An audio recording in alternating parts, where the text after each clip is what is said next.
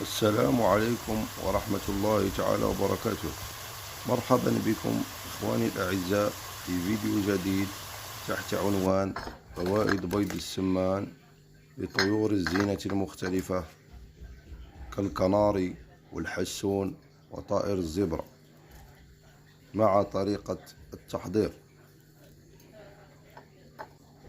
نبدأ الآن بعرض فوائد بيض السمان لطيور الزينة.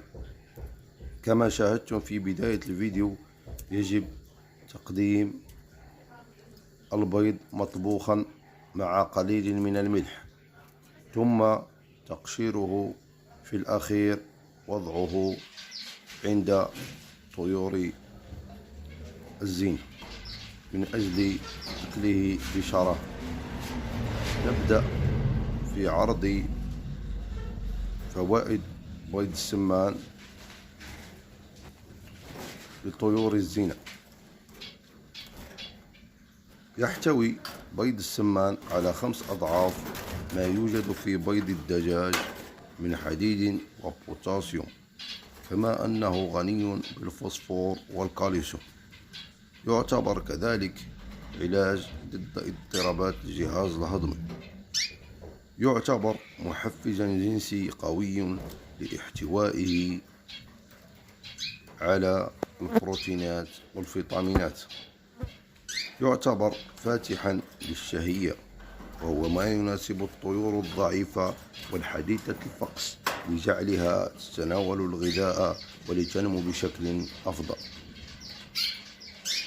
يحتوي على مضادات للأكسدة والأحماض الدهنية الأساسية، يمكن أن تكون بمثابة عامل مضاد للالتهابات.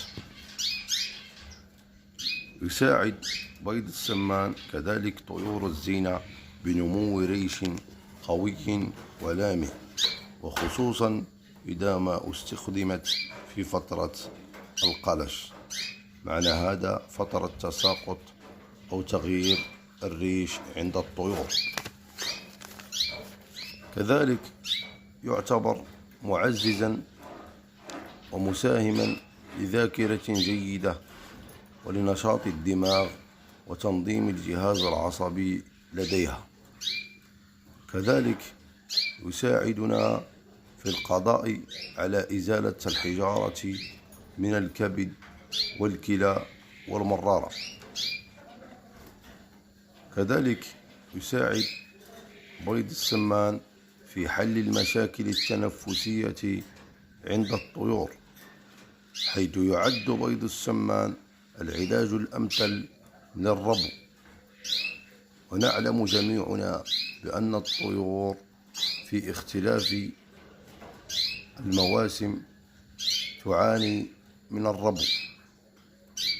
كذلك يساعد بيض السمان الفراخ الصغيرة والطيور الضعيفة من طيور الزينة بشكل أفضل في النمو وتحسين وتقوية جهاز المناعة لديها.